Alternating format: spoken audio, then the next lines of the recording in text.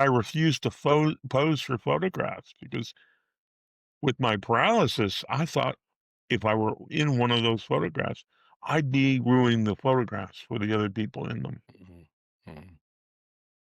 And that was the destruction of my self-confidence Yeah. and my self-image, you know? Yeah. I felt like I was a leper. And Not a one great narrative to have going on in your head. Yeah, Yeah.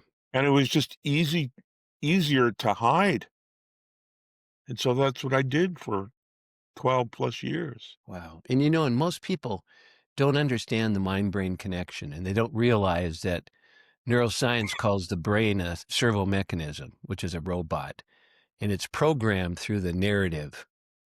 It's not what happens to us, but how we talk to ourselves about what happens to us that gets recorded neurologically. And you're at a point where, without knowing it, you are now creating for your brain to find rejection. Look for those expressions in their faces that are not comfortable with me. And that's what happens to people without even knowing it, is they draw towards themselves that which they feel worthy of.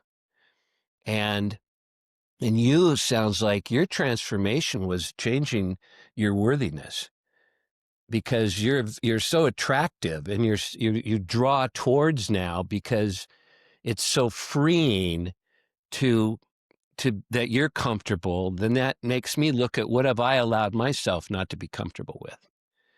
I hope you understand what phenomenal teachings and power that you are offering other human beings by being so authentic and real about your life. Because when people are authentic with us, we're very forgiving. We stop seeing what's wrong and we start seeing what we like. And you've opened that door.